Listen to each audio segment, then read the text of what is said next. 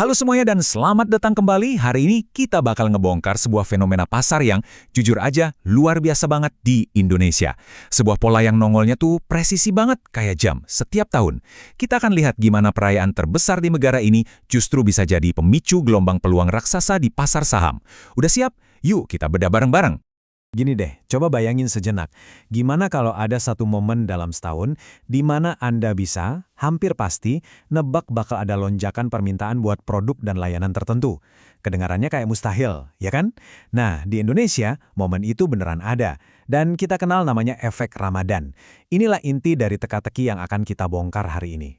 Oke, pertama-tama, mari kita bedah dulu mesin penggeraknya. Sebenarnya rally Ramadan itu apaan sih? Dan kok bisa konsisten banget kejadiannya? Di bagian ini, kita akan mengungkap kombinasi unik antara budaya, tradisi, dan kekuatan ekonomi yang jadi fondasinya. Anggap aja, kita lagi melacak DNA dari rally ini. Kunci buat ngerti ini semua ada di konsep sentimen positif. Selama Ramadan, sentimen ini bukan sekedar perasaan senang-senang aja. Oh bukan, ini tuh ibarat bahan bakar roket buat pasar. Dan bahan bakarnya datang dari mana? Dari suntikan dana tunai masif ke ekonomi, yang dipompa gara-gara masyarakat belanja gila-gilaan buat nyambut hari raya. Dan disinilah keajaibannya dimulai. Pertama, TRA. Ini bukan sekedar bonus loh, ini kebijakan nasional yang nyuntikin ratusan triliun rupiah langsung ke kantong-kantong kita semua. Terus ada mudik.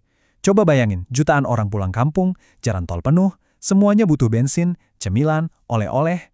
Udah pasti, konsumsi buat makanan, baju baru dan hadiah bisa meroket. Dan, hey, jangan lupa, di zaman sekarang, silaturahmi digital lewat video call bikin kuota data jadi kebutuhan primer. Ini bukan cuma tren, ini badai ekonomi yang sempurna. Jadi, pertanyaannya, duit ratusan triliun itu larinya kemana aja sih?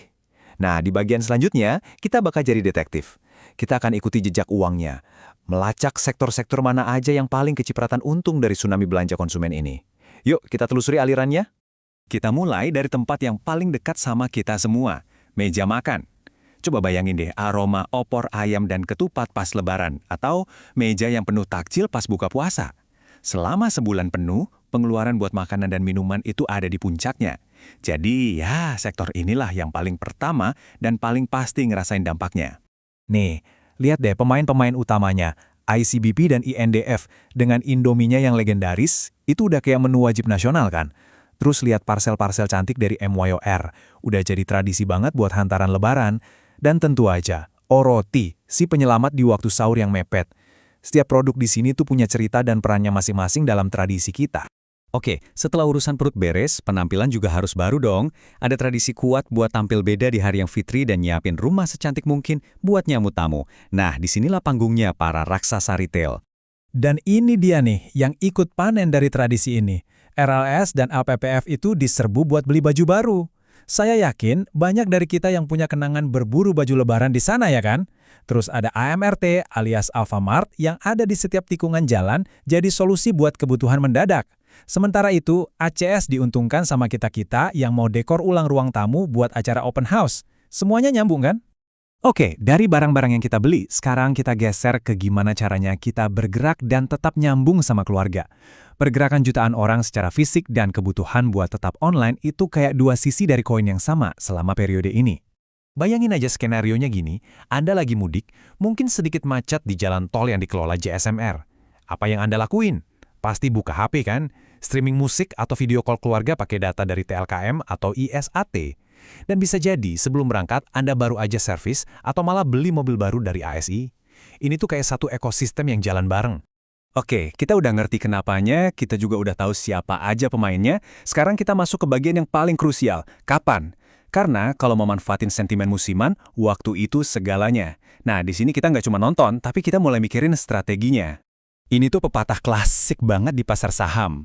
Dan buat rally Ramadan, ini mantra utamanya. Maksudnya, Anda harus gerak sebelum ceritanya jadi berita besar. Ibaratnya, Anda tahu bakal ada diskon gede di toko favorit. Anda beli barangnya diam-diam sebelum diskonnya diumumin.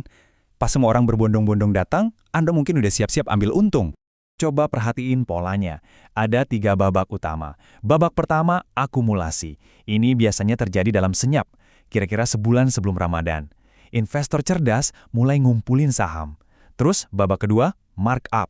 Ini pas Ramadan berlangsung, berita-berita penjualan yang bagus mulai keluar, harga pun naik. Dan babak terakhir, ambil untung. Pas euforia lagi tinggi-tingginya dekat Lebaran, itulah saatnya buat realisasiin keuntungan. Ngerti ritme ini, itu kuncinya. Eits, tapi tunggu dulu. Sebelum kita semua ke bawah euforia, ingat aturan nomor 1, nggak ada yang namanya jalan pintas di pasar saham. Sentimen musiman emang kuat, tapi itu nggak bisa nutupin fundamental perusahaan yang rapuh. Yuk kita lihat daftar periksa yang misahin antara spekulasi sama investasi cerdas. Ini nih poin yang paling penting banget. Perusahaan yang utangnya segunung dan fundamentalnya lemah nggak bakal tiba-tiba jadi sehat cuma karena penjualan lebaran. Nyoba ngangkat perusahaan kayak gitu dengan untung musiman tuh sama aja kayak ngisi ember bocor. Airnya mungkin masuk, tapi ya langsung habis buat nambal utang-utangnya. Jadi selalu lihat kondisi mesin di balik cat mobil yang kinclong. Dan buat tahun 2026 nanti, kita harus lebih waspada lagi. Kita perlu nanya, dengan tren inflasi yang ada, apakah daya beli masyarakat masih sekuat dulu? Terus, gimana gejolak harga komoditas global? Apa itu akan nekan margin keuntungan perusahaan-perusahaan ini? Ini pertanyaan-pertanyaan level berikutnya yang membedakan investor proaktif dari yang cuma ikut-ikutan. Jadi sekarang playbooknya udah di tangan Anda nih. Anda udah tahu mesinnya apa, siapa pemainnya, dan gimana ritmenya. Ini adalah peta Anda. Tapi peta doang nggak akan nganterin Anda ke tujuan. Pertanyaan terakhirnya bukan lagi soal pasar, tapi soal Anda sendiri. Apakah Anda siap untuk gali lebih dalam, ngelakuin riset, dan bikin keputusan berdasarkan data, bukan cuma karena euforia? Pilihan ada di tangan Anda. Terima kasih sudah menyimak.